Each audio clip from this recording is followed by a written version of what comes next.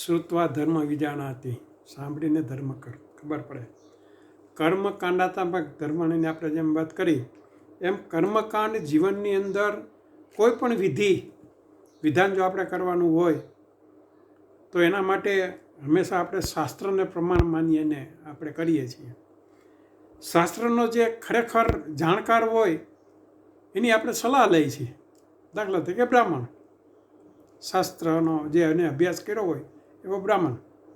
હવે એ બ્રાહ્મણને જે આપણે નક્કી કર્યો છે એ જે કંઈ કર્મકાંડ કરે છે એ યોગ્ય છે કે નથી એ આપણને કેમ ખબર પડે? કારણ કે આપણે તો એનો અભ્યાસ કર્યો નથી. કર્મકાંડમાં વાત છે. ભગવાનની પૂજા કરવાની છે તો એ પૂજા બરાબર કરે છે કે નથી કરતા એ આપણને કેમ ખબર પડે? આપણને ના ખબર પડે. તો એમાં શું થાય? તો બ્રાહ્મણ જે વિધિ કરાવે છે એમાં કંઈ પણ ભૂલ કરે ને તો એનો જવાબદાર એ બ્રાહ્મણ છે. બ્રાહ્મણનો ધર્મ છે કે જે હું કર્મકાંડ કરું યોગ્ય રીતે કરું, યોગ્ય રીતે કરું, સમજી વિચારીને કરું, શાસ્ત્રીય પદ્ધતિથી કરું કે જેનું પરિણામ એના જીવનમાં આવે એમ. અને જે કાંઈ વિધાન થતો હોય તે આપણે પણ સમજી વિચારીને કરવું જોઈએ. આપણે પણ ન ખબર પડતી હોય તો જે એના જાણકાર હોય બ્રાહ્મણ તો એને પૂછવું જોઈએ. કોઈ પણ વિધિ, આપણે આની પહેલાં દર્શન લીધું જનક રાજાનું, એમાં કંઈક એવા દ્રષ્ટાંતો છે. જનક રાજા અને દશરથ રાજાને જ્યારે યજ્ઞ કરવાનો હતો, પુત્રેષ્ઠી યજ્ઞ, એને કંઈ દીકરા નહોતા, તો દીકરા માટે થઈને જ્યારે યજ્ઞ કરવાનો હતો ને ત્યારે એને બ્રાહ્મણોને એવી સલાહ આપી, વશિષ્ઠ ઋષિને એને બધાએ, કે આમાં બ્રહ્મ રાક્ષસ કોઈ ના આવી જાવ. બ્રહ્મ રાક્ષસ એટલે ઘણી વખત એવા બ્રાહ્મણો હોય છે કે જે ઊંધી વિધિ કરે, ઊંધી વિધિ કરે જેનાથી એનું પરિણામ, જે હેતુ માટે જે યજ્ઞ કરવામાં આવે છે એ હેતુ એનો બળ ન આવે એવી વિધિથી કરે, એને બ્રહ્મ રાક્ષસ કહેવાય. આવા પણ હોય છે. એટલે માટે થઈને વિદ્વાન બ્રાહ્મણ, ધર્મ એમ કહે છે કે તમે જે વિધિ કરો તે વિદ્વાન બ્રાહ્મણથી કરો, એમ બ્રાહ્મણથી કરો. આપણે શ્રાદ્ધ જે કરાવીએ છીએ ને, ખરેખર શ્રાદ્ધની પ્રક્રિયા શું છે કે જે બ્રાહ્મણ તમારી ઘરે આવે છે ને એ વિદ્વાન બ્રાહ્મણ હોવો જોઈએ, શાસ્ત્રનો જાણકાર હોવો જોઈએ, વેદ અને ઉપનિષદની બધી રૂચાઓ એને ખબર હોવી જોઈએ, એનો અભ્યાસ એને કરેલો હોવો જોઈએ, જીવનમાં એના તાદસ્ય રૂપ દેખાવવું જોઈએ શાસ્ત્રનું, એનું જીવન એવું હોવું જોઈએ. અને એ જ્યારે બ્રાહ્મણ આપણી ઘરે આવે ને, અને શાસ્ત્રમાં તો એ પણ કીધું છે કે જો આવો બ્રાહ્મણ ન મળે ને તો શ્રાદ્ધ ક્રિયા ન કરો, કે એમ ન કરો. જો કરશો ને તો પિતૃઓ નારાજ થશે, કારણ કે પિતૃલોકમાં ગયેલા જે પિતૃઓ છે એ વિધિથીને જ સંતુષ્ટ થાય છે, પૂર્ણ વિધિથી. એમાં એક શબ્દને આગળ પાછળ પણ ન ચાલે, એટલા માટે એવા બ્રાહ્મણની જરૂર પડે આમાં શ્રાદ્ધ કર્મમાં. એટલે એની વિધિ પ્રકારની છે કે જ્યારે એ બ્રાહ્મણ આવે ને ત્યારે બ્રાહ્મણ પિતૃઓનું આહ્વાન કરે છે. પિતૃ આહ્વાન કરે એટલે જે યજમાન છે એને એમ સમજવાનું કે આ બ્રાહ્મણ છે એ બ્રાહ્મણ નથી, પણ અત્યારે એ અમારા પિતૃ છે, અમારા પિતાશ્રી કે દાદા કે પરદાદા જે કાંઈ હોય તે એ અમારા પિતૃ છે એમ સમજીને એને આપણે કહેવાનું હોય છે કે ભાઈ તમને ભાવતા ભોજન તમે બનાવો. આ બધી સામગ્રી અમે લઈ આવ્યા છીએ, આ સામગ્રીમાંથી તમે જે ભાવતા ભોજન હોય એ બનાવો. એટલે પોતે એ ભોજન બનાવે. ભોજન બની ગયા પછી પણ એક વિધિ કરવાની હોય છે કે તમને જે ભોજન ભાવે તે આરોગો આમાંથી. એમ નકર તો ઘણી વખત એમ કે ભાઈ એનો તો આ નથી ફાવતું, આનો તો સારી એવી બરફી જોઈએ છે, ભરેલા મરચાં જોઈએ છે, તો એવો તો બનાવવાના હોય તો શું કરવાનું? તો એમ કહેવાનું કે આ જે વસ્તુઓ બનાવી છે એમાંથી તમને ભાવતા ભોજન આરોગો. આ વિધિ છે. એટલે બ્રાહ્મણ જ્યારે જમી લે ને ત્યારે એને ત્યાં દક્ષિણા નહીં દેવાની, કારણ એ તો પિતૃ છે, પિતૃને થોડા દક્ષિણા દેવાય, એને દક્ષિણા ન દેવાય. પણ એ ઊભા થઈને જ્યારે ચાલવા લાગે ને ત્યારે બ્રાહ્મણનું રૂપ થઈ જાય. બ્રાહ્મણનું રૂપ થઈ જાય પછી એને દક્ષિણા આપવાની, અને જયમાં પછી જ હંમેશા દક્ષિણા દેવાની. કારણ કે જયમાં પછી હંમેશા મને સંતુષ્ટ થઈ જાય છે, એમ એકદમ સંતુષ્ટ થઈ જાય તો તમે જે દક્ષિણા આપશો એ માન્ય કરશે, એ માન્ય કરશે. એટલે એક આ સામાન્ય ખાલી વાત કરી. તો આવો આપણે કંઈ શ્રાદ્ધ ભાગમાં, એટલે આપણે શ્રાદ્ધ અત્યારે આવા કરીએ છીએ? નથી કરતા. ગમે તેવો બ્રાહ્મણ હોય તો પણ ચાલે, ગમે તે બ્રાહ્મણ હોય તો ચાલે, એવું કંઈ નથી કે આવો કરવો એમ. એટલે આપણને ધર્મ શ્રુત્વા ધર્મ વિજાનાતિ, એટલા માટે પણ આ સાંભળવું પડે. વિધિ કઈ રીતે કરવી છે એ પણ આપણને ખરેખર ખબર હોવી જોઈએ. ન ખબર હોય તો બ્રાહ્મણ કે પ્રમાણે આપણે કરવા માંડીએ તો ઘણી વખત આપણે કીધું એમ બ્રહ્મ રાક્ષસ હોય તો શું કરો? તો વિધિની ખબર જ ના હોય, અડધી વિધિ કરે તો એનું પરિણામ ન મળે તમને. એમ કહેવાનો મતલબ શું છે?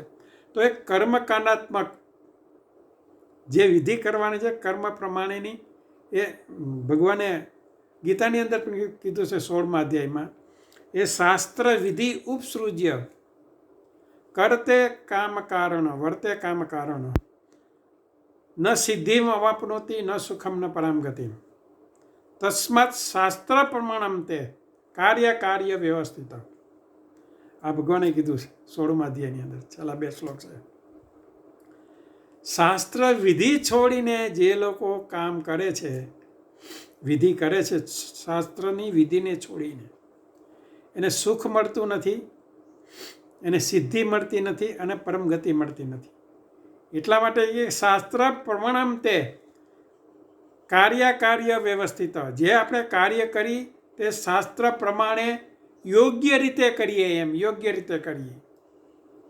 જો મારે કરવાનું જ છે તો મારે શા માટે મારે યોગ્ય રીતે ન કરવું? મારે કરવાનું જ છે તો આપણે યોગ્ય રીતે કરવું જોઈએ. એટલા માટે ધર્મને શ્રુત્વા ધર્મ વિજાનાતિ, ને એને વિધિપૂર્વક અને આપણો ધર્મ કરવો પડે. સામાજિક કર્મકાંડાત્મક ધર્મ જે છે એને આપણે જો વિધિપૂર્વક નહીં કરીએ તો એનું આપણને ફળ નહીં મળે.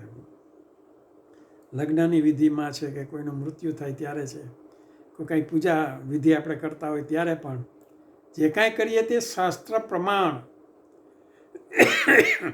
શાસ્ત્રના પ્રમાણને છોડીને નહીં, એને છોડીને નહીં.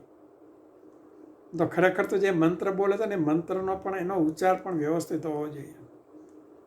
આપણે પહેલાં વાત કરી ને જનક રાજાના યજ્ઞની, એની જેમ જો કોઈ પણ મંત્ર વ્યવસ્થિત, કારણ કે પહેલાંના જમાનાની અંદર મંત્ર બોલતા હતા તો એનું પરિણામ મળતું હતું. નરસિંહ મહેતાએ એ ભજન ગાયું અને મેઘરાજ આવ્યા, વરુણદેવને આજ્ઞા કરી તો એને વરસાદ આવ્યો, બરાબર.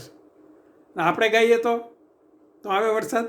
ના આવે. કારણ કે જે એની ભાવના છે, એની અંદર જે ભાવ છે ને ભાવ, એ ભાવનું મહત્વ વધારે છે. તત્વાર્થ છે, તત્વાર્થ મંત્ર હોય છે હંમેશા. ભાવનાત્મક, તત્વાર્થ, ભાવનાર્થ અને રહસ્યાર્થ.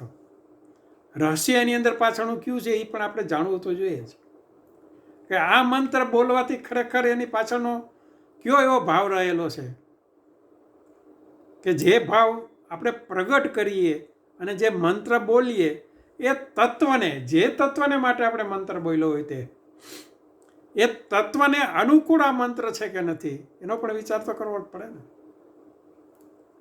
ભાવાર્થ છે, રહસ્યાર્થ છે, એની પાછળ કંઈક રહસ્ય છે. એમને કાંઈ મંત્ર ઋષિમુનિ આપ્યા નથી આપણને.